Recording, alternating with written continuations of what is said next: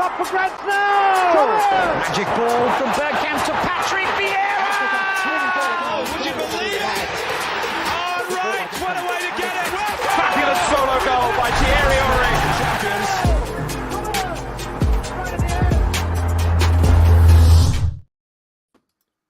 Good evening and welcome to the Arsenal Lounge. Another positive one. Before we get into it, let's say hello to the panel. Firstly, today's Aubameyang. Mo, how you doing? I am very, very good. Thank you very much. Top of the league, game in hand, 2 points. Listen, this weekend has just been brilliant. Okay, short and sharp. Okay, and Tom? You weren't ready for that. I was just having a little sip of my tea. I thought I'd get away with it. And Tom, how you been, mate? I watched you this morning. Positive. Still feeling the same? Yeah, very positive. It very nearly wasn't, but we'll talk about that. But yeah, no, it was a much needed win. Yes, agreed. And before we go into it, big hello to some of you guys in the chats. Daryl, Youth, Quest for the Best, Izzy Wizzy. You lot are having a laugh at these names. Mr. Tedo, I think it is. Navar. And there's a few others in there, but look, I'm sure you'll have plenty to say. Hello, Paulie, as well. Good evening. So look, let's get into it. So, I mean, this weekend has been a crazy weekend. I mean, it was on a knife edge, and it was at a point it could have been an awful weekend. Turns out to be a great weekend. Mo, I'll start with you. Slow start to the game. I don't know whether we had a hangover from that City defeat or not, but we were poor in the first half. Lots happened, but I'll let you sort of run me through your thoughts on it. Was you at the game at Villa Park? No, unfortunately, I wasn't. I couldn't get a ticket. I've got a guy that basically he was in the press box for that game, and you think to yourself, like, you've got a good friend with good connections, and I might be able to get you a ticket here and there, but it never happened. I don't know why, but anyway, so-called friends. He went with three others. He went with three others, apparently. Sorted them all out. Yeah, I'm not surprised. Who knows? Who knows what it can be? But anyway, no, I wasn't at the game. What a game to miss out on. And for those that went, what a game to go to. You absolutely live for those games, those away days where it's just carnage in the away end. And I'm gutted, absolutely gutted I missed out. So, yeah, the people that went, I hope they enjoyed every single minute, even though they wouldn't have enjoyed every minute. They wouldn't have enjoyed the first 93. But I hope they enjoyed the last 5 minutes from 93rd to the 98th minute of injury time, because that would have been incredible. Yeah, well done, Tom. You ruined Mo's weekend. So, I mean, Tom, you broke the curse. Gone away. Yeah. It wasn't looking great, not going to lie. I was cursing you for most of the game for being there. Yeah. What was the atmosphere like for you? And what I'm sure it wasn't always pleasant to watch. No. Yeah, look, being in the press box is a blessing and a curse because, you aren't going as a fan is the first thing. Even though I am there supporting Arsenal, I'm there working. And it's kind of the done thing that you don't celebrate in the press box. Really? It's an unwritten rule of the press box for the reason as to why what happened kind of happened. Now, to caveat before I get loads of questions, and a fair few people ask me, there was like 4 rows of the press box, and I was next to Kaya and Charles Watts and James Benge in the front row. And so everything that happened behind you, if you turn around, all you see is the back of a laptop screen because the person behind you is working as well. So I couldn't see what was going on, but I could hear, just a big commotion and a lot of angry words being said in Spanish.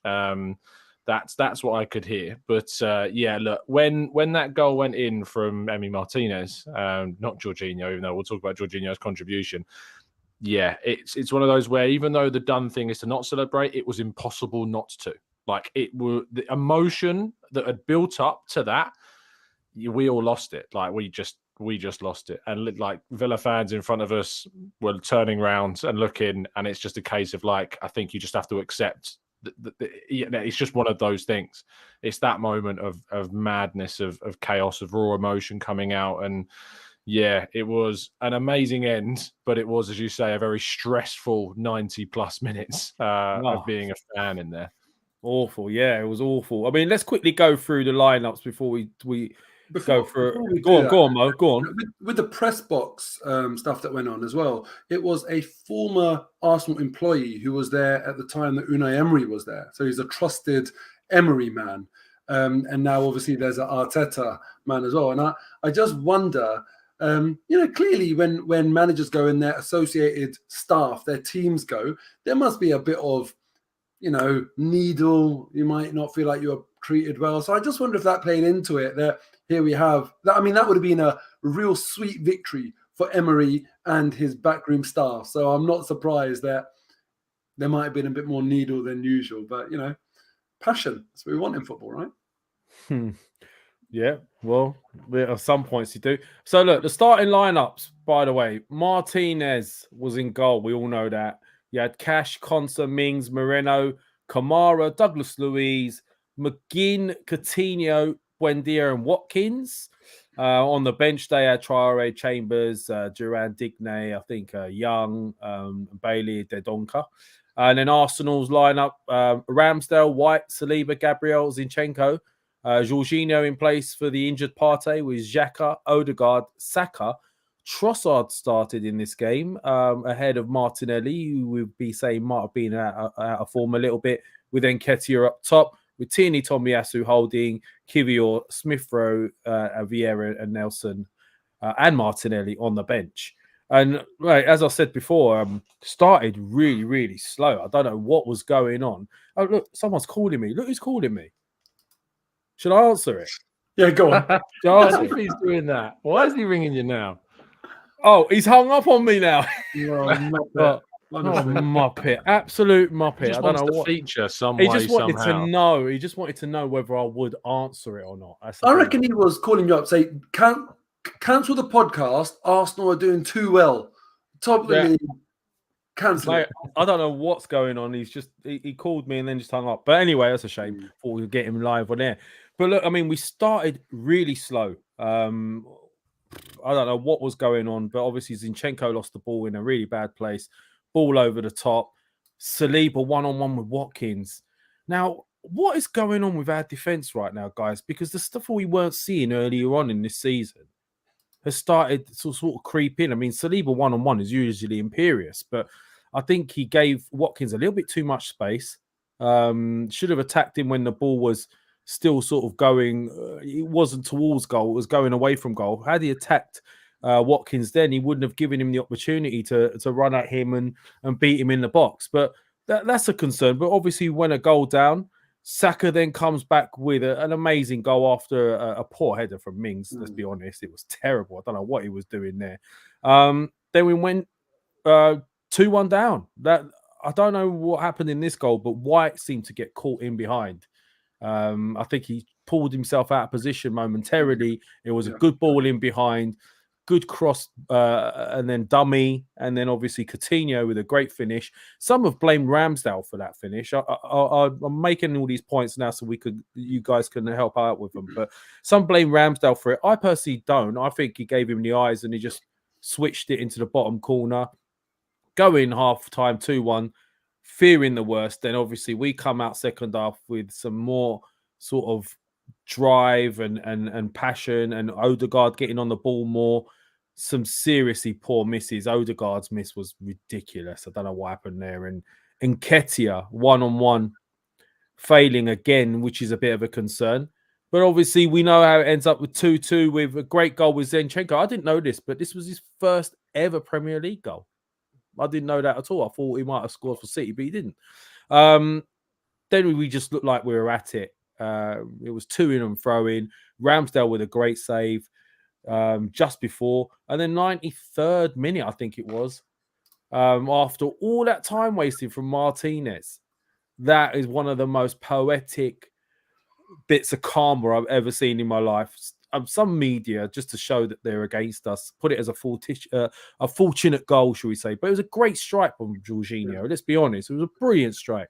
And it would have been unlucky if it didn't go in. But it was brilliant the way it went in. And obviously we finished it off with a fourth on the break with Martinez going up again, trying to make amends and getting caught out again. So it was poetic justice in the end. Emery really annoyed with Martinez at the end as well, which is just gives it added little bit of pleasure. But run me through it, Mo, first. I mean, the goals and, you know, the Saliba situation and Zinchenko giving it away. I mean, what do you think's going on with us at the back at the moment? Because we're a little bit more susceptible than we were earlier on in the season.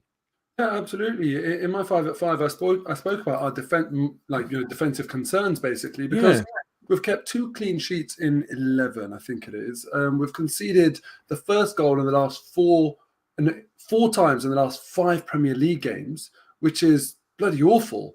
And, you know, this is something Tottenham were doing like very consistently in the league earlier on in the season. And it just makes it very, very hard to go and get the 3 points afterwards. And it's no surprise that you look at our points tally in recent games, it hasn't been up to the same levels.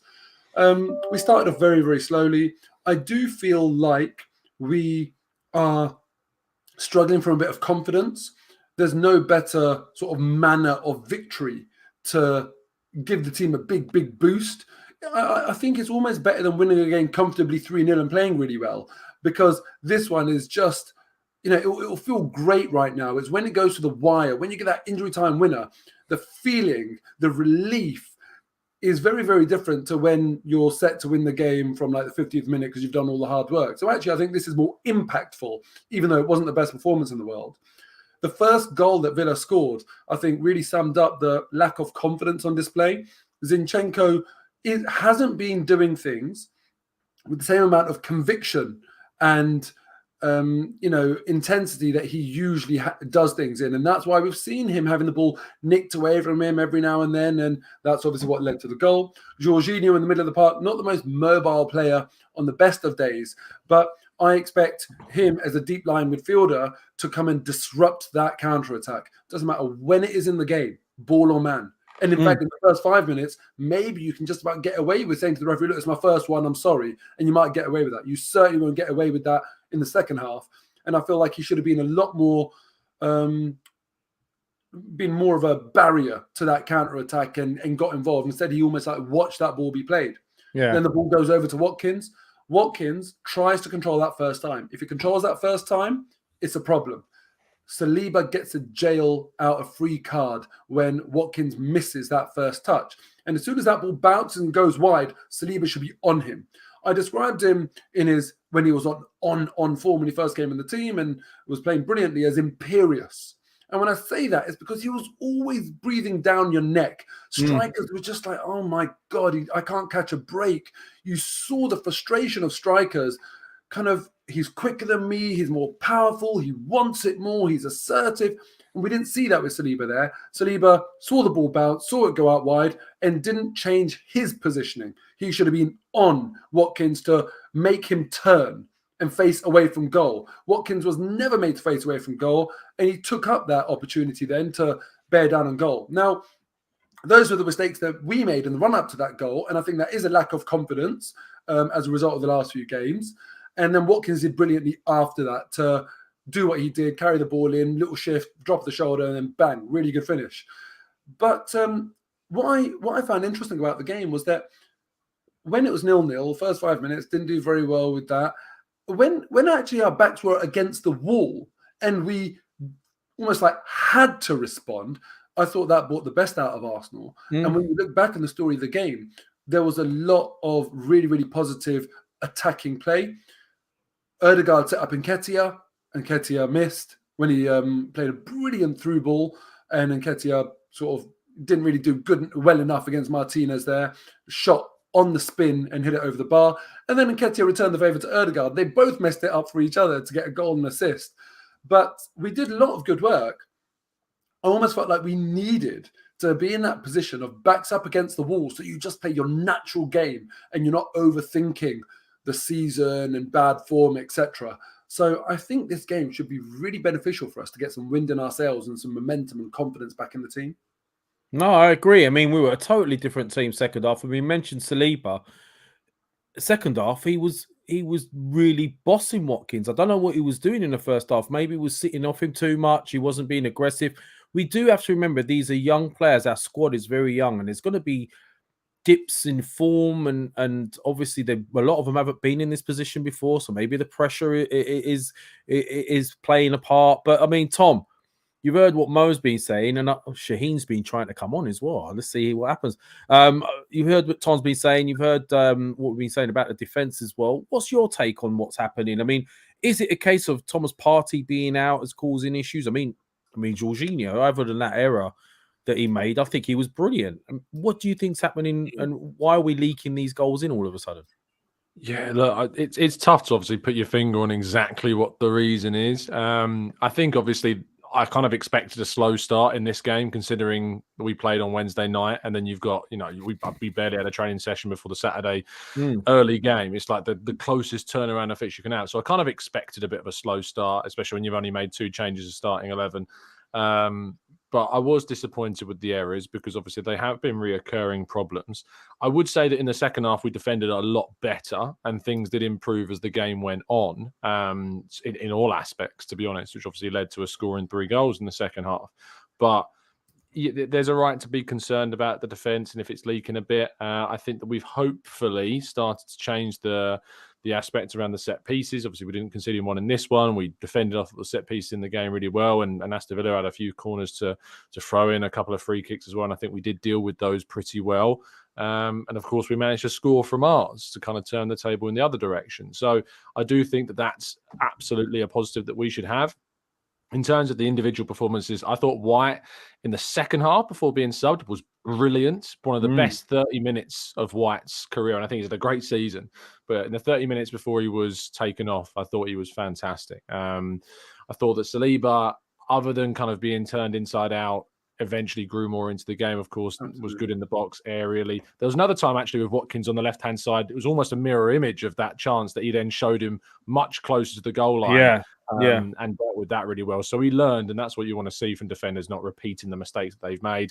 Gabriel, again, imperious. There was a really good tackle in the box, actually, in the second half that he made.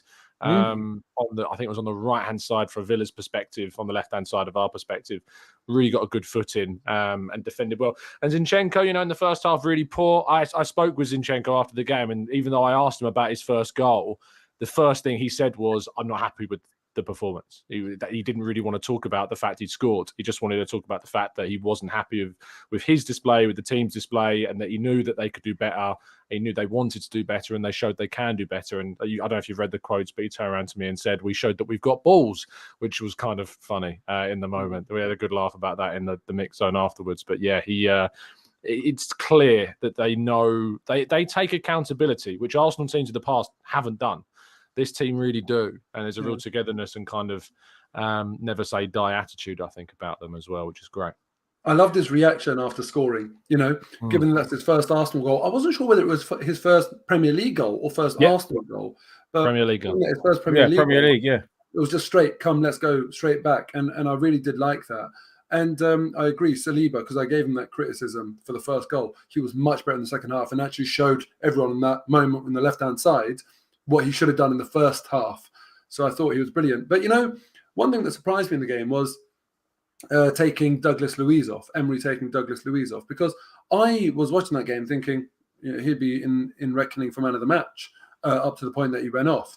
And earlier on this season, I've spoken a lot about the fact that Granit Xhaka is an extra man for Arsenal and teams aren't picking him up. That has now completely changed. Teams do pick him up now, and he doesn't have the time and the space.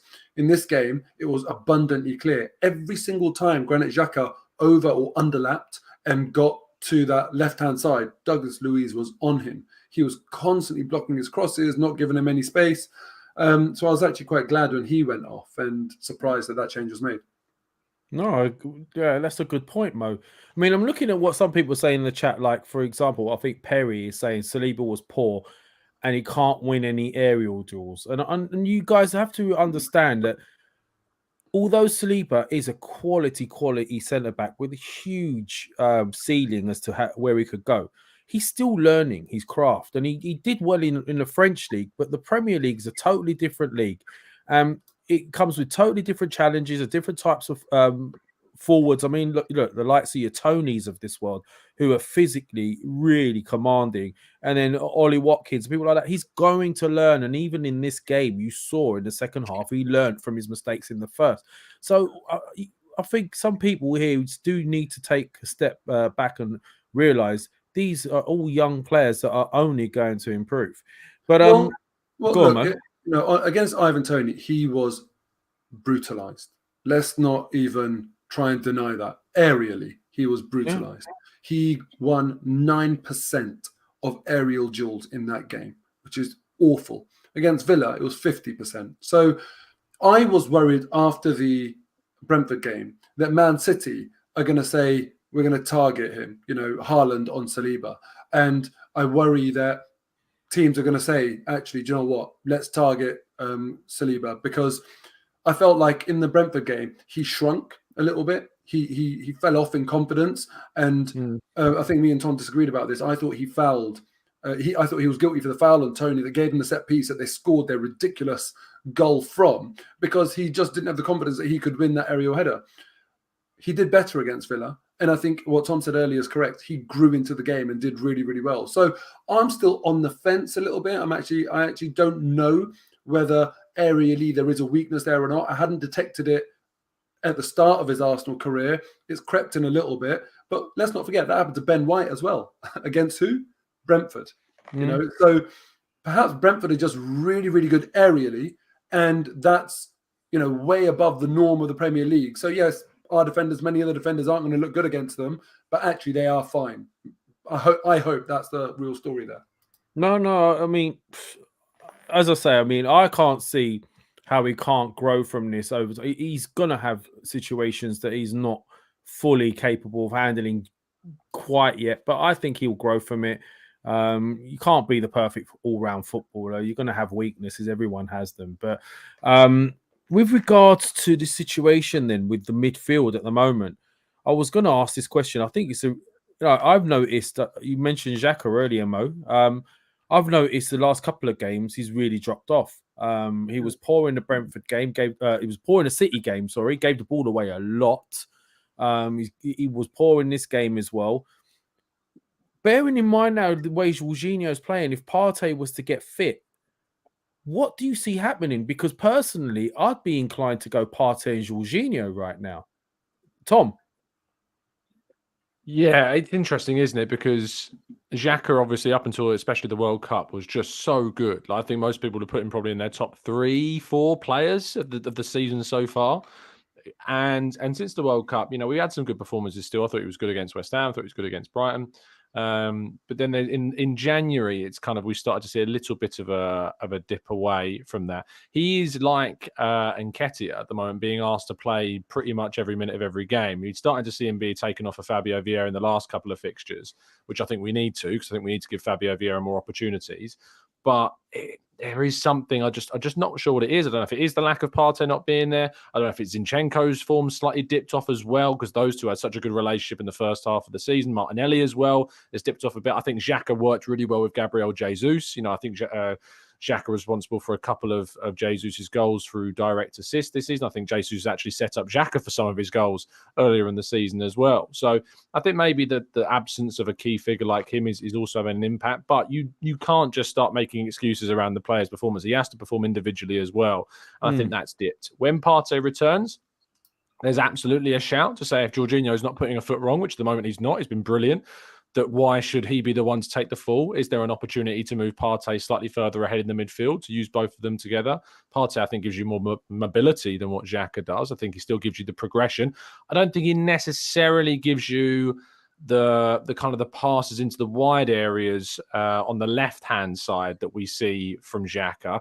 Partey's quite good at feeding Saka on the right-hand side, but it's a different style of pass. It's interesting when you look at what an out-swinging pass and the difference between that and an in-swinging pass is. So if a right-footer passes to the left, they're passing on an in-swing. If they're passing out to the right-hand side, they're passing on an out-swing. On an out-swing pass, you're enabling a player to run on to that pass. Whereas a right-footed pass to the left-hand side, a player's got to kind of take a more delicate touch because the pass is swinging inwards. Yeah. And that's why Arteta really likes to have left-footers on the left and right-footers on the right. It's also why he likes to have inverted central midfielders in regards to Odegaard, when he likes to have that player in there because he's able to kind of combine with the right winger by playing that kind of 1-2 triangle in the right-hand side. So it's interesting to see what we do when Partey comes back, because for me, if Partey was to come back in the next game, I'm not dropping Jorginho because I think he's been great. I've really enjoyed him. I don't think that breeds the right mentality to drop a player that's been our man of the match for me in our last 2 games. I just think he's been that good that there's no reason to drop him down. If he has a bad half, you can take him off. That's fine. But it's and I said the same when Nketiah was smashing it about Jesus. I feel differently now because Nketiah's dropped off a bit. But when Nketiah was banging him in each week, Jesus doesn't immediately deserve to come straight in. And I think the same thing has to be said with Jorginho. So I think there's a lot of people that look a little bit silly about Jorginho, if we're honest, because as soon as we signed him, people write him off straight away. You know, I feel like we were all pretty open-minded about the situation. But a lot of people just battered him, called him garbage, said he's not good enough, he's rubbish, etc., which is the wrong way to approach any signing. And I think he's proven them very wrong. Well, I personally think, Tom, I think no one looks silly and no one's proved anything yet because it hasn't been enough time. You know, often you get a player that will join a club and first few games really, really good, and then they drop off. You know, there's always that bit between your teeth at the start. So Jorginho needs to keep this up. I also think that with Jorginho, look, we haven't signed him to be the week in, week out guy. We've signed him to be really good backup. So right now, for me, Partey obviously has to come back in. Xhaka has dropped off. Whether that alludes to the point I made previously, that teams have got a plan for him now. So he's not being afforded space and just this extra man that wasn't being picked up before. Maybe that's playing into it, but I do think he has dropped off a little bit. I'd happily have Jorginho further forward, where Xhaka take Xhaka out of the team and Partey comes back in exactly where he plays. I wouldn't want to swap it round because I feel like we'd be vulnerable off the ball and defensively if Jorginho's in Partey's position. But I just wonder, if Jorginho is playing week in, week out, would he be able to maintain the level that we've seen once that extra motivation of being that new signing has been left? So that's where I will start to say to people, you were definitely wrong about Jorginho. But look, there's still some tough games, some big performances needed from him before we can say he's a resounding success. And I hope that is the case. I agree. I agree with that, Mo. But also, I don't understand all the doubts in regards to Jorginho because he's been in the Premier League for a good few seasons now. Was it 5 or 6? Probably more. He's been hugely successful during that time. He's arguably, well, he's not even arguably. You could say he's a better midfielder all round than Xhaka. Although Xhaka has done well for us this season. If you was to ask a team where at the time when Jorginho was winning things, whether who would go for Xhaka or Jorginho, you'd pick Jorginho all day long, wouldn't you? I mean, if you look at how he performed in internationals, he's a good player. He's not just some average player. I wouldn't even be surprised. I wouldn't be surprised. And Mo, I'd do it your way round. I would do it your way round. I'd have Partey and I'd have Jorginho slightly more forward because we know he can shoot. We know he's technically a quality player. So yeah, that's the way I would do it. And looking at other areas. I mean, Tom, you mentioned Nketiah. Now, I'll come to you with this, Mo. Nketiah, he's starting to be a bit of a concern for me because he's had some big chances that could have made a massive difference to this title run.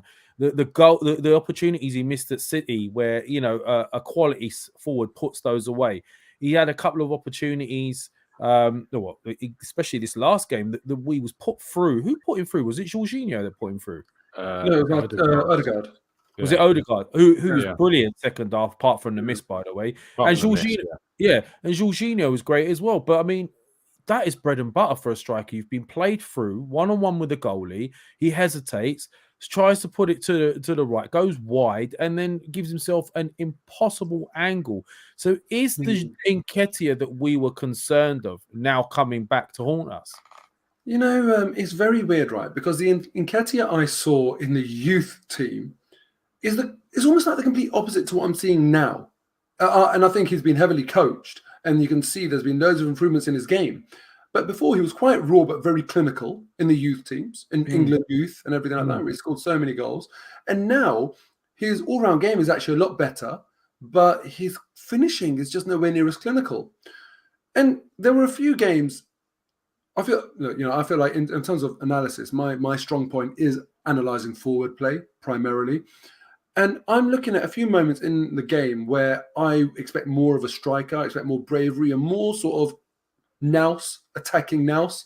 So there was one where he went for a header, and I think it was maybe Tyrone Mings that cleared it. But what I was looking for then was not for you to wait for the ball to come to you. It was a diving header. I can't remember exactly how it came about in the game, or maybe I'm getting my games mixed up. Maybe it was it was this. It was this game where Tyrone Mings somehow cleared it off the line, and we don't know how.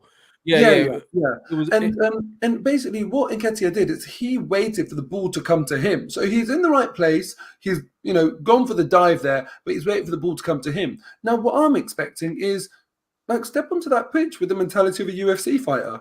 You might take a stray one. Like it doesn't matter. You might get a boot or an elbow or whatever to the head, but that's just what your job is. You have to do that. And had he attacked that ball, I think there's a potential goal there. Because he's let the ball come and hit his head, almost playing it safe, hasn't gone in. And then for the chance that he missed, where Odegaard's played him through, any good striker knows, get your body across the defender. Yeah. Now, that is not enough to do that in itself. What Nketiah did, he was so eager to get across the defender that he's got across the defender and then gone past the defender. The point there is get across the defender and stay right in front of him, because that way the defender, that's when you see their arms up and they're hopping because they're desperate not to clip your ankle. Had he done that, he probably gets fouled, and we probably get a player sent off or a penalty depending on where he was. But he didn't do that. He just didn't show that tactical nous, that attacking nous, where he actually went fully past the defender and that therefore out of position. And now I'm looking at that and I'm thinking, that's the bravery I want. I want you to be comfortable in those uncomfortable situations where you're having to put your head by a boot, where you're having to draw in potentially like a bad foul or something like that. And he didn't do that. And these are the margins. So I want a bit more aggression. I want a bit more anger. And, you've seen many players in the past where they play on that line. A Luis Suarez is probably the best example of that. They play on the line. Often it gets them in trouble. But often that's, people always say that is why they are as good as they are, because they're on that line. They've got that desperation, that bit between their teeth, that anger. And Nketiah needs to get closer to the line. And I think will be a much, much better player. A bit more arrogance, a bit more anger. And I think that, we'll see him unlock another dimension. I hope you're right, Mo. I personally think when he was one-on-one, he should have taken it onto his left-hand side. I don't know why he was going on the right-hand side in the first place. I think that's to get across the defender. Yeah. The ball from Odegaard was like a yard under hit. So Nketiah had to collect it rather than, and check his stride rather than just running onto it. So that's why to do that, he's gone to do that and got in front of the defender. But what I want him to do is stand in front of that defender, find that middle ground, stand in front, kind of come to the ball, wait for that ball to get to a position where the defender has to do something. But he kind of did a bit too much anyway. Yeah, well, there's people in the chat saying, oh, he's tired, etc., etc. But look, these are the games he wanted to play. He wanted his opportunity. He's getting games. It's not like he's not getting chances. I don't think you can blame tiredness on these missed chances. And okay, Jesus did miss chances, but he also has the ability to create chances out of nothing in low blocks. Whereas I don't think Eddie has that ability. Moving on to Vieira as well. I mean, I think. I disagree massively on the Nketiah header, by the way. I think he does brilliantly. I think he does absolutely fantastically. You're going up against Tyrone Mings in that situation there to get up as he did in that. I don't know what more you can really ask of him in that scenario, because the chipped cross, it's not like a direct ball like we saw from xhaka against Man United. It's a dinked ball over the top like we saw from Grealish against us in midweek. It's the only way you get to that ball is by doing what Eddie Nketiah does in that moment. And he has to hit it back across the keeper. And he does absolutely brilliantly to do that. That just in that example, that's the only thing I disagree with you on. It's just that pure example there. In regards to the one-on-one, I must have punched the wall in front of me in the press box, because it was just such a, this is your moment, that this is your chance. I don't know why he went right and not left. I think he should have gone left. I think he should have either that or taken the chance on earlier, because you're only going to make the angle tighter for yourself. So take the chance on earlier and do a finesse around the keeper from that position. He is shattered. I know we don't want to use tiredness as an example, but this guy's played every minute of every game since the World Cup. Jesus wasn't doing that. He was coming off for Nketiah with 20 minutes left to go in these games. He's playing every single minute because we have a choice. And that we can point the finger back at the club. And to be honest, I didn't want to see Nketiah start this game. I wanted Trossard to play at centre forwards, and I wanted Martinelli to be on the left for this one. That's what I wanted to see. That's what I wanted. That's what I asked for. Tom, on the Nketiah header, I agree that he did absolutely brilliantly to get in that position. Positioning, timing of the jump, air time, hang time, everything brilliant. Once he's done all of that hard work, I expect more from the finish. So I was a bit frustrated by that, actually, because, had he never got there in the first place, I would have said, fair enough. It was actually really hard to get there. But come on, man. Like that, he should be getting that on target, shouldn't he? Once he's in that position. Harsh. I think that's really harsh. I don't know what more he can do. I just think the way in which he's leapt up in that moment above, the fact he gets above the Villa defenders in itself is mental. That's the amazing part. But then the header. Yeah, with that type of header, it's like, because it's like a chipped cross, you've not got the momentum like you did with the xhaka ball against Man United. It's like you've got to somehow try and, as that's coming down at that angle, you've got to try and get again over the top of something when you're already leaping at a ridiculous height. He did, but I just don't know what on earth he could have done in that moment. I agree. I think that was it was a difficult header, but the 1-1 is no excuse. If you want to talk about headers, the City one where he missed the header totally and it hit his shoulder. And, and the two against City. Yeah, that's bread and butter. Bread and butter. Yeah. So I mean, go on, mate. It's funny because in the City game, I was saying that if we have Haaland and they have Nketiah, we win that game. Yeah. And then this week, Haaland and the chance he missed. Oh, I couldn't believe that. He missed 3 in a row, wasn't it? It was in one sort of action. It was 2, wasn't it? Was it 2? Yeah.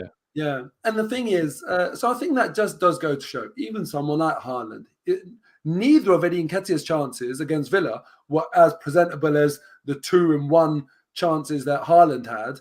Look, they all miss. All of the strikers miss. It's just a bit of a concern that, he seems to be missing 2 decent chances of the game right now, Nketiah, and we need him to step up. I hope that once one goes in, like once he gets his next goal, then they start to flow. When Martinelli got put through by Vieira for the 4th, in my head, obviously I'm happy that it was going to be a goal, but actually the first thing that came to my mind was, it's not Nketiah. And that's where I'm at with him right now, that I really want him to get a little bit of luck, a little bit of the rub of the green, because then I think hopefully it will flow. He is doing brilliantly. Let's not get it wrong. He's shattered, playing every minute. Look at the chance he created for Odegaard. That was all him. All him. He won that ball with great pressing. Missed. Head up, first time, perfect pass. Odegaard completely fluffed his lines. So, let's stick with Nketiah because he is doing the right things. He's working hard. Just not going for him right now, but 1 goal, and that's what strikers are about. A little bit of confidence, and then you're flying again. I don't think we've got much choice, have we? Right now, I mean, at the end, I think we're looking at Gabriel coming back early March, which isn't too far away now. I'm hearing, but yeah, interesting. And touching on that, couple of things. The Vieira coming on, I think it's a bit understated what Vieira did because there was a couple of breakaways where Vieira actually. Some were shouting that he should have got across, but I think he did the right thing because there was one moment they broke, and I think it was it Leon Bailey? There was 2 instances. There was one with Leon Bailey, wasn't there? There was another one that Ramsey parried away, and had Vieira gone across, he would have left an easy ball slotted in square the cross. I really panicked in that moment, Lev. I really did. I've seen a few people on social media kind of highlight the clip and say that what he's doing is really good. I'm not sure. And when I looked at Arteta after what that happened, he was fuming at Vieira. he was absolutely fuming at him because he just left so much space. I know what you're saying about the guy that was on the. Yeah, if he comes across, then it's the ball across. It's easy. He goes all the way across, but there were he went too far. Okay. I think that you can cover off both players by not going as far. I think he enabled Bailey too much space on that right-hand side. And at the end of the day, he was able to get into a much more advantageous position to take the shot. He should score that. Where he takes the shot from, he should score. And Ramsdale does brilliant. He should be really going across the goalkeeper in that scenario like Watkins did in the first half. And I think he should score.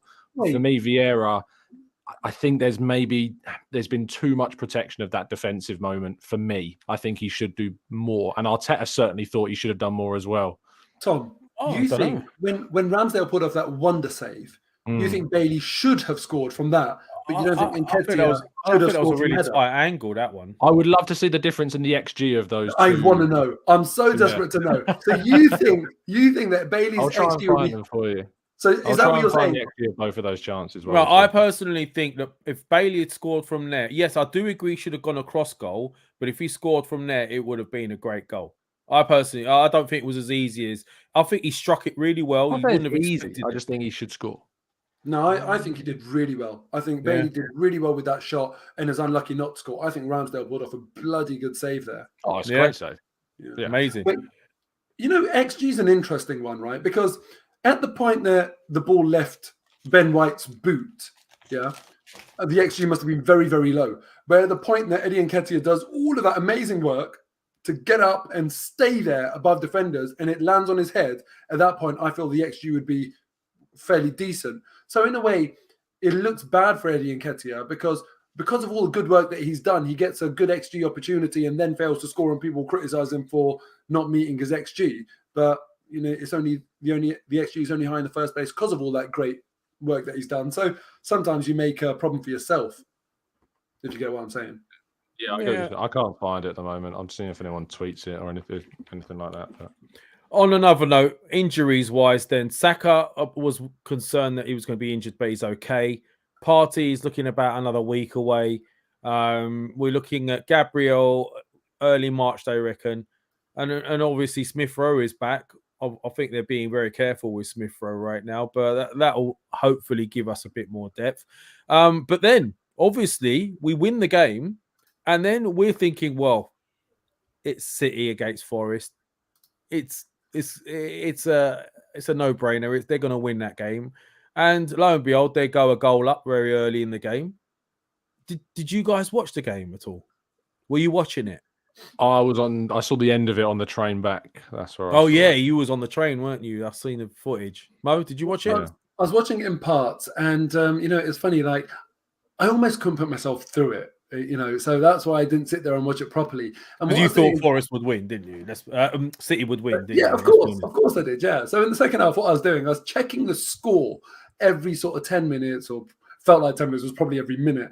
And when it got to the 80th minute, I thought, do you know what? Now I want to watch it. And that's the point where I thought, because anything can happen. And in football, if you look at the difference of number of goals scored in the first 15 minutes versus the last 15, or the first 10 versus the last 10, it's huge. It's a huge differential. That's because the game opens up. And I thought something will probably happen in the last 10 minutes. And this is where Forest will go for it. And often when you see a team who aren't fancied go up against a team like Man City or, a top team, their game plan does not change if they're 0-0 or 1-0. They'll be happy to take a draw out the game or nick a winner. Either way, the game plan doesn't change. So I thought, this is what Forest would have been preparing for. And I just want to see what happens, a set piece, etc.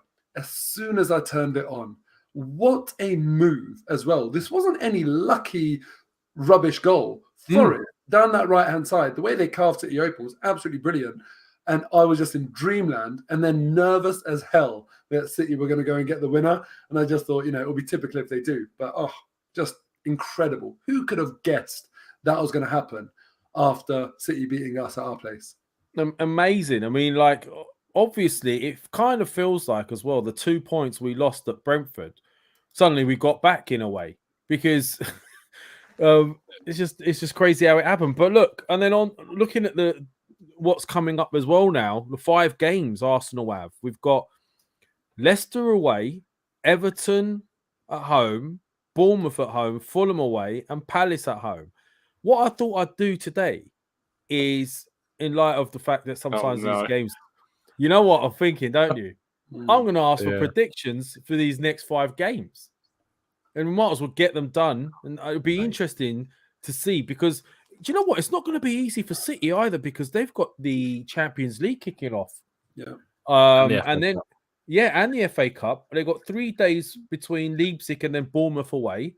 Then they've got 3 days later, they've got Bristol City away in the FA Cup, which isn't, it's obviously not easy to go.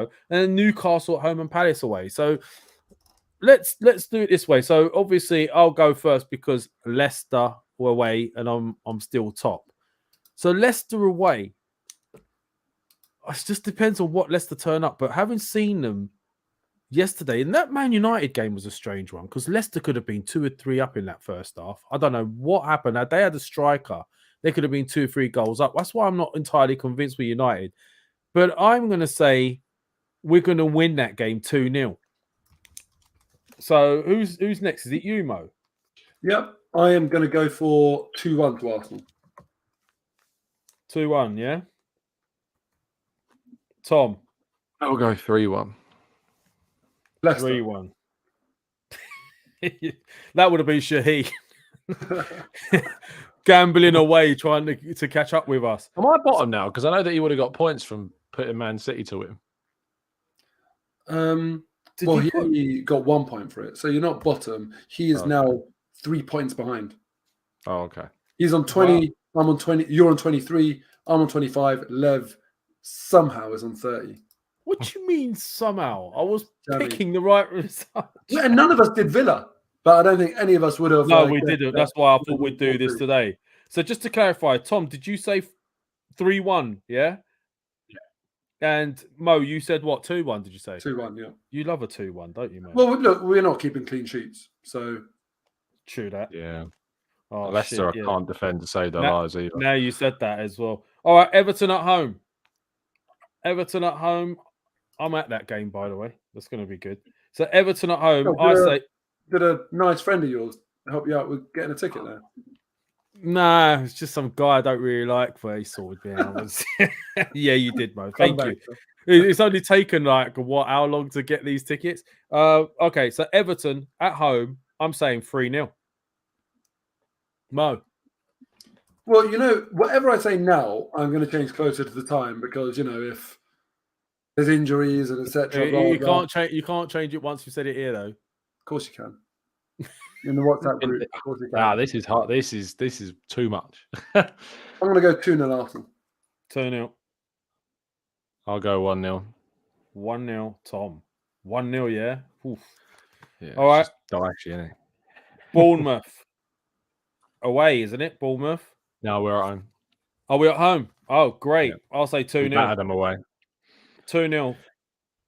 Mo? Yeah. Bournemouth. Checking the league table, innit? Yeah, I'm checking how many goals have Bournemouth scored in the Premier League this season. Oh my God, he's gone like my dad when he used to do the coupons. I'm going to go 2-0 as well. Oh, okay. Tom? Well, I'll go 3-0. Oh God, original. Okay, Fulham away. Ooh, this is going to be a dicey one, actually. It's a hard game. Tell you what, they're doing so well. Season. I'm a bit worried about this game. I'm not gonna lie. I'm not. They're there, and they've got a big lump up front, and that's what we seem to struggle with, isn't it? And motivated Willian as well. Yeah, who's on fire, by the way, right? Yeah. You know what? Where was this Willian at Arsenal? We would have had that. We would have taken that. Yeah, after his Arsenal spell, seeing him just made me irrationally angry. Just the mention of him, even the artist, I didn't like. It's just. But I'm happy for him, actually. He's doing really, really well for Fulham. I'm happy for him. And from what I've heard, he left the club and sacrificed quite a lot of cash, which, I didn't appreciate enough at the time because I was so flipping angry at the whole decision. It was just such a dumb move. But, credit to him. He's doing brilliantly. Do you know what? I actually met him in the local Pretz on King's Road. And he was a really nice guy. By the way, he seems like a nice guy. As in Monjo. Yeah, but we call it pretz, don't we? You don't say who No, sits there I know going, what you "I'm meant. going I to was pret a just- manger." Do you No, say that? I know what you meant. I was just double checking, like, because it's funny, innit? Just bumping into Willian in Pret. Like. Yeah, in pretz, he was getting himself a baguette, I think. Talking of bumping into ex-Chelsea players, I once bumped into William Gallas in a shisha cafe. Was he playing for us or was he playing at Chelsea? Was he playing for us at the time or not? I think He switched sides halfway through. I think he had gone.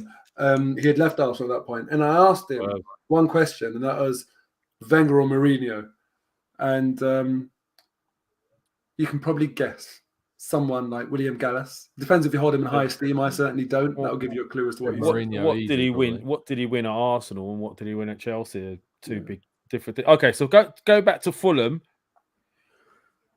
1-1. Oh damn it! That's And what I it was gonna pains say. me to say it, but 1-1, yeah. That's what I was going to say, but I'm going differential, baby.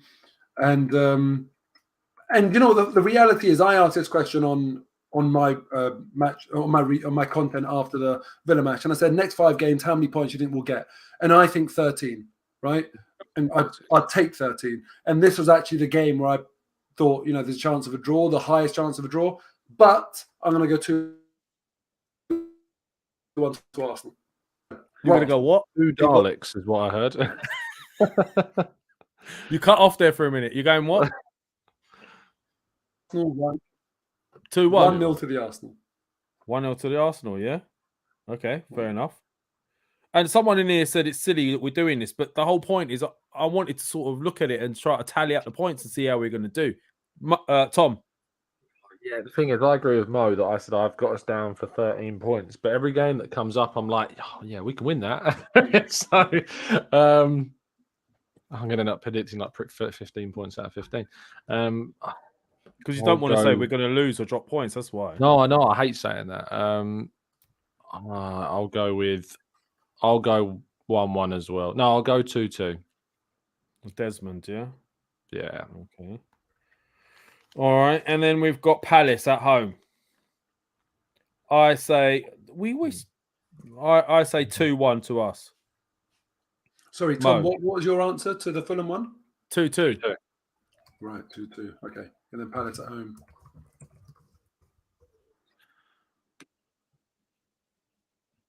So, Lev, what was your Palace at home?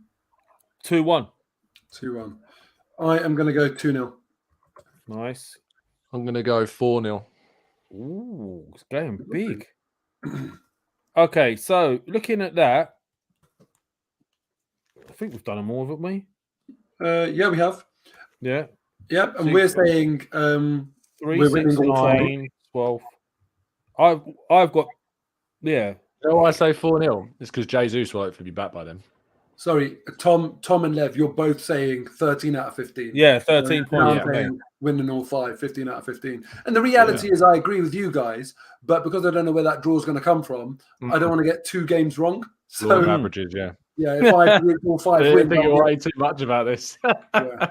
So would you guys be happy with a minimum of 13 points from those games? Absolutely. Oh, yeah. If you offered me that now, I'd absolutely take it. Yeah, because I'm sure that in the next 5 Man City games that they'll drop points at some stage. You know, they've got Newcastle at home. Out of the last 15 points, we won 7. So out of the next 15 points, if you give me 13, I'll take it.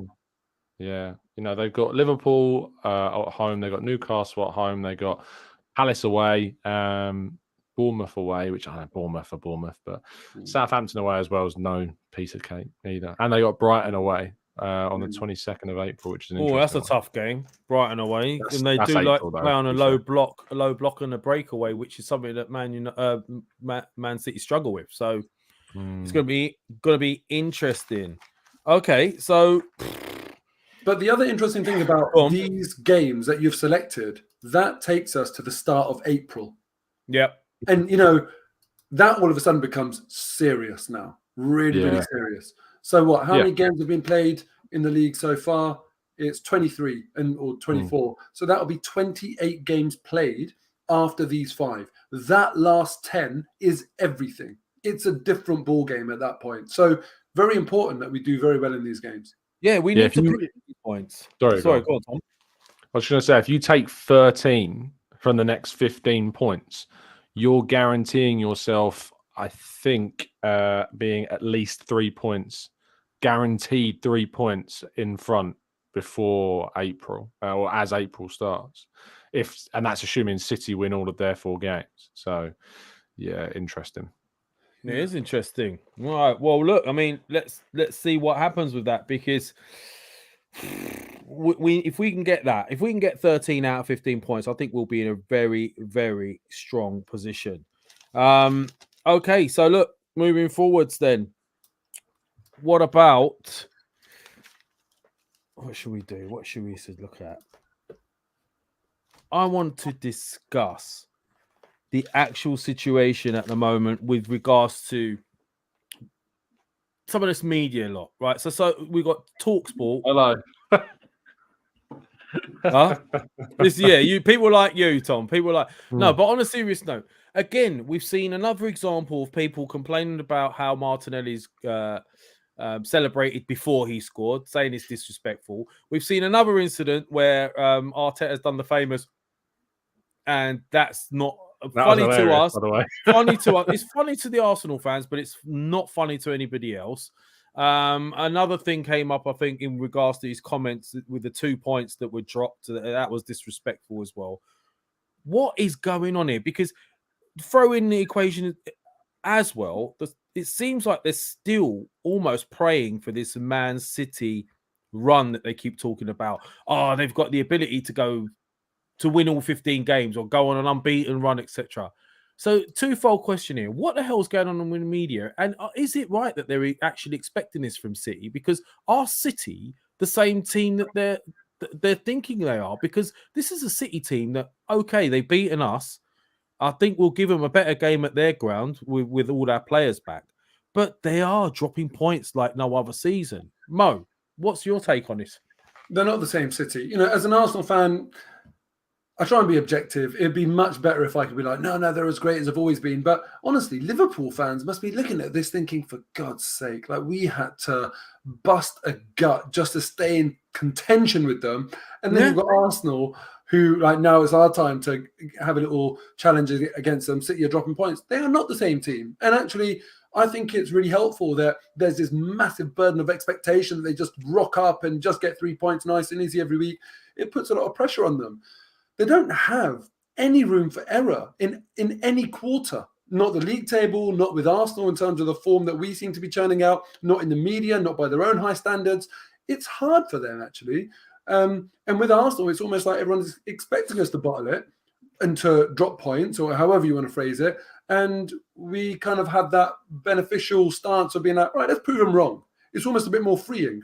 So I think that City will continue to drop points. They are not the same team. Nottingham Forest is an unbelievable missed opportunity for them to compound what was a great win away from home in a title clash with what should be a routine victory, and they failed. So, man, I honestly, this weekend, me, every other Arsenal fan were absolutely ecstatic, screaming our lungs out, because this one really, I think, made a lot of us believe that maybe it is our destiny, because no one saw this coming. No.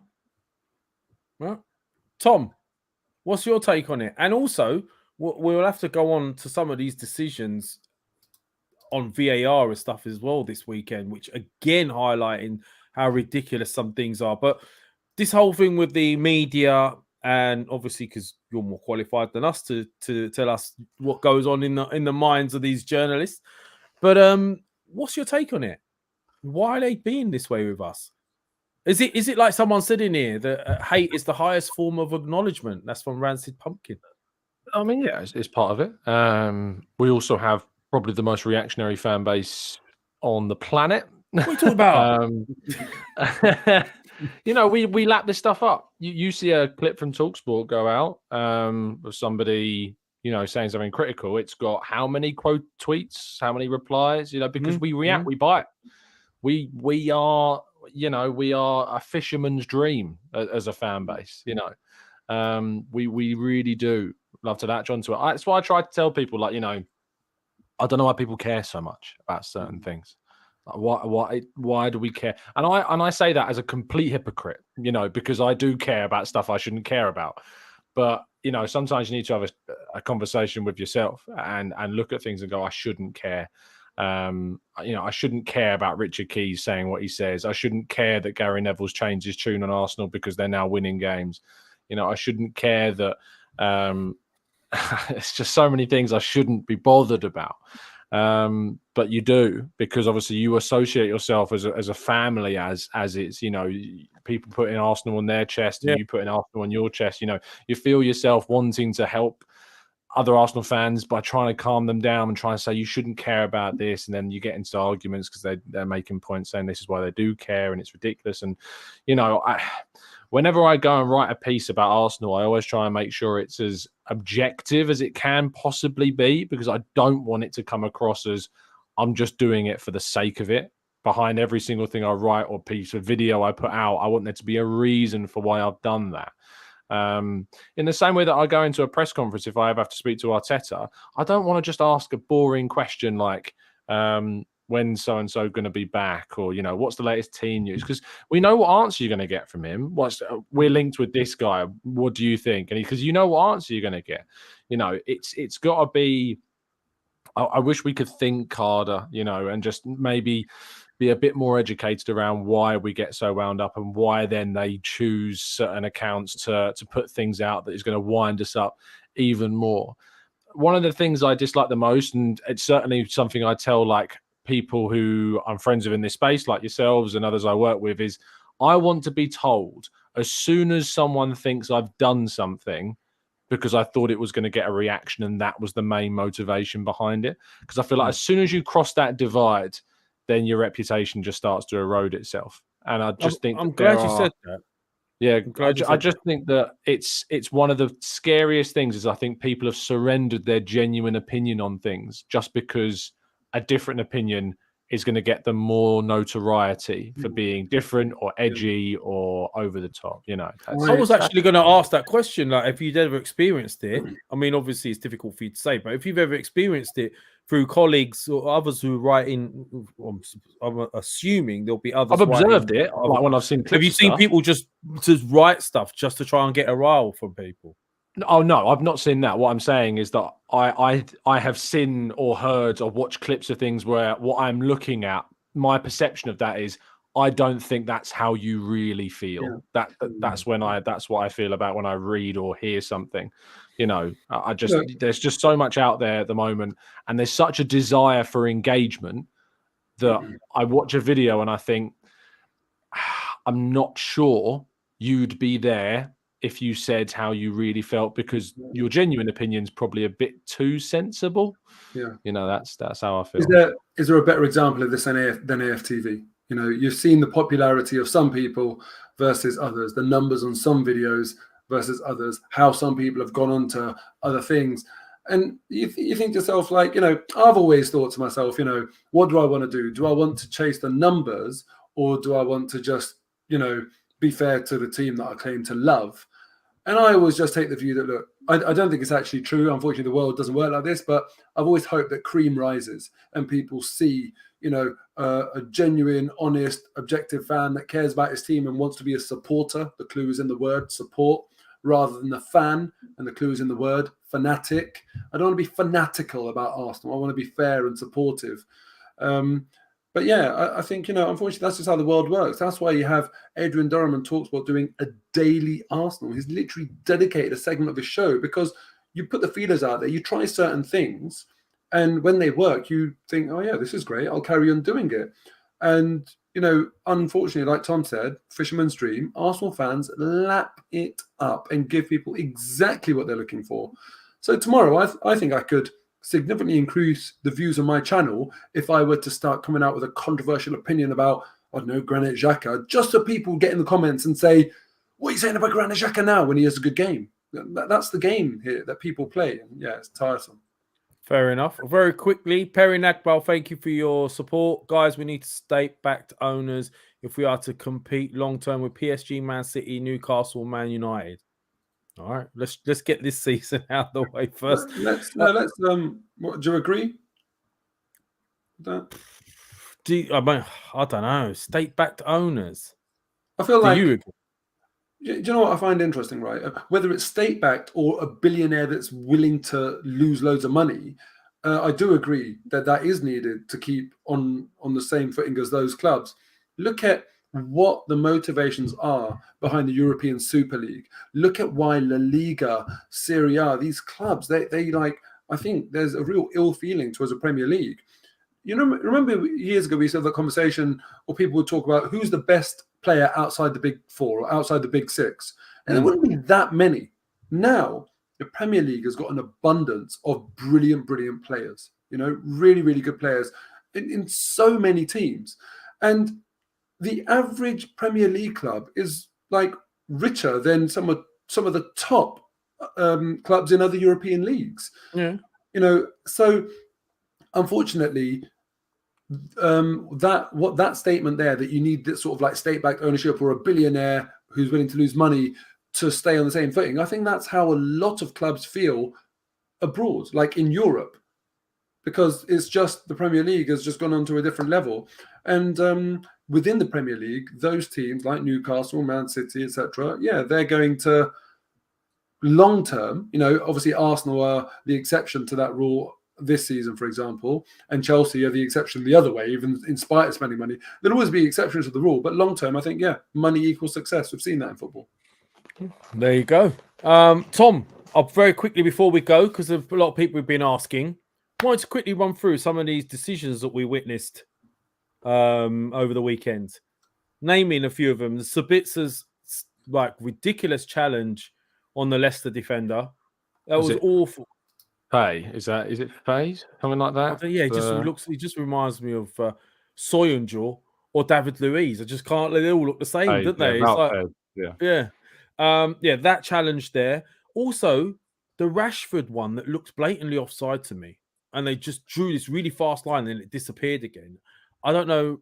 I had a really dodgy feeling about that. What other decisions? There was a few, but I mean, what's going on there? Surely Man United should have been down to 10 men with that tackle with Sabitzer, no? Yeah, I've seen the still image of that. I haven't seen it in real time, so it's difficult for me to be. Did you see it in real time? Yeah, I did. I mean, the argument is they don't think he went in full throttle, but in a way, that's basically saying, oh, if he had gone in a bit harder to break his leg, then we would have done it. You know, do you remember Saka's tackle on Moreno? You know, where there's that tackle and like he goes over the ball and his Saka's foot goes down on Moreno's ankle. It's like what I'm really conscious of, and that's why I said I asked you for your opinion on the real time, because I've only seen the still. It's because someone could easily freeze the moment that Saka's foot goes down on Moreno's ankle, and you see them clipped up online all the time. Like, how's this not a red? How's this not a red? Like the context around what is clipped as an image, you know, is so far and away from what actually usually happens in the moment, because the context of the Saka one is that he actually gets the ball. It's just a harmless 50-50, but in that still image, it looks like his foot stamping down on Moreno, and that absolutely was not the intention in that moment. Whereas we've seen like Bruno Fernandes, for instance, purposefully in the context go down on somebody's ankle, and it's not been punished. So the consistency of refereeing is deplorable. I got a lot of stick this weekend actually, because, you know, I've been kind of, it's an unpopular opinion around, I've not particularly enjoyed the coverage or the reaction to Lee Mason's departure from PGMOL. Okay. There's just something about the reaction that's not sat right with me. I find it really odd how much celebration there is over his sack, or not. It's not sacking, it's leaving by mutual consent. I just find it a bit distasteful. Like, for me, it's like, he's gone. Cool. But for me, that papers over the cracks of the real problem. Because as we talked about in last week's show, I want to see accountability in referees. And all this week, it's just been, when he left, it's just been a case of like people celebrating. It's like he's done. It's gone. Move on. Like, we don't need to just laugh and cry, and not cry, but crying, laughing faces on social media about a guy, you know, losing it. It's weird. I find it really odd. And so I just think that if that's not something to celebrate, because your energy should not be in celebrating someone losing their livelihood, whether you think it's deserved or not. It should be on energy directed towards the PGMOL, making sure that we don't have to get into a position where a referee has to go. We have to get into a position where they're getting better and improving, because they're held accountable for their mistakes. And I don't think this does that. But then people in the chat box saying like Kara's handball, another example, blatant handball. Spurs should have had a penalty. Oh yeah, that one was terrible. Yeah, it's just it's maddening, the lack of consistency in the Premier League. It's maddening. It's got worse since we've had VAR. That's the weird thing. The VAR was meant to be making this more concise and clear for everybody. Instead, there's more grey areas. And as I said, I mean, I think the Rashford one was offside. The second goal he scored against Leicester, I'm convinced it was offside, but they just seem to put it up on the screen really quick, take it away and say it's a goal. So I don't know. I mean, listen, I don't agree with people celebrating someone being sacked, but then when we're asking for accountability, part of that accountability is if you're not doing your job, you're going to get the sack. Managers get sacked. Players get sold if they're not delivering. So I don't see how that's different, but I do understand what you mean in that sense. Is there anything you want to add on that, Mo? Or No, I think Tom covered it really well. Good. Okay. Well, look, we've been going for an hour and 10 minutes. I've got to have my tea before bedtime. Mo, before we go, you can find Mo at Arsenal Mo8 and also on his YouTube channel with 5. What I keep forgetting what's it called. 5 at 5. It's an easy one to remember as well. It's 5 points from the game, the day after the game at 5 p.m. I come up with 5 points from the game that might not be fully obvious or we didn't know at the time. And actually, do you know what? I regret on this occasion, one thing that I should have mentioned, because when I watched it back, I was actually, I just thought Fabio Vieira, you know, when he came on, I've called for him to be given more minutes earlier on in the season. I remember against Newcastle, when we drew 0-0 at home, Odegaard didn't have the best game. And I was saying that stick him on, give him a chance. He proved, for me, in a tough away game with his assist, and not only his assist, his defending for the counter-attack that Villa had, where from behind the goal, you see Odegaard shouting at him to go to the player.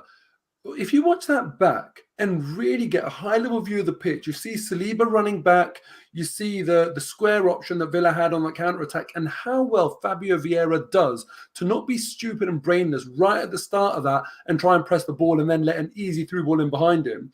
He defended so well in that moment. Yeah. And, you know, like, it's one of those things that people don't talk about when, you know, you have a 93rd minute wonder strike from a new signing that hits the bar and bounces off your ex-goalkeeper's head.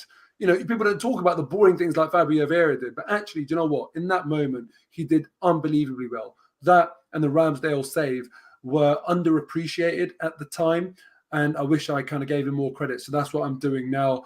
Absolutely brilliant. And the last thing I would say is Unai Emery's gilet.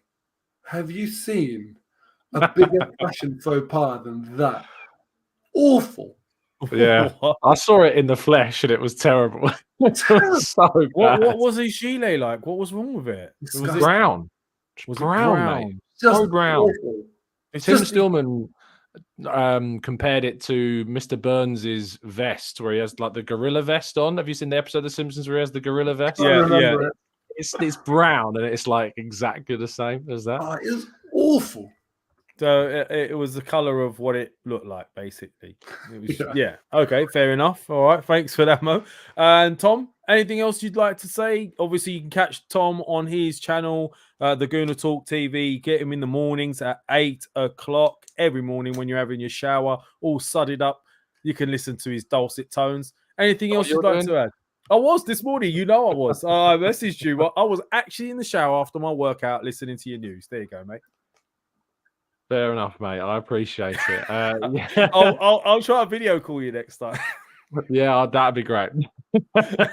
Yeah, as Lev said, you can join me every morning at 8 o'clock. As I say, I try to do it every morning at 8. Some days I can't, but I'd say 6 out of 7 days there's a show at 8, and usually some as well.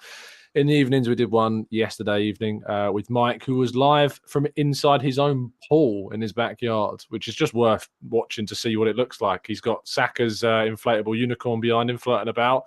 It is quite the scene. So if you want to go and see what that looks like, go and watch yesterday's podcast. So you was knocking my shower story, and now you're going doing podcasts with guys in their He was fully clothed, to be fair. In his swimming pool. Interesting. Yeah. All right. Yeah, no, okay. Shirt on in the swimming pool. Yeah. Fair enough. Okay, well, thank you guys for joining us. If you haven't smacked the likes today, I haven't even said it. Please smack the likes. Give us a give us a like, help out the channel, help us grow. If you haven't subscribed, please do so. Keep your notifications on. We've got more shows coming. Those of you asking where Shaheen is, he will be on soon, hopefully. Fingers crossed. Watch this space. And that's it. These guys have to go. I need to go. So this has been the Arsenal Lounge. We're out of here. And peace out. Here we go. I'm going to do this right this time.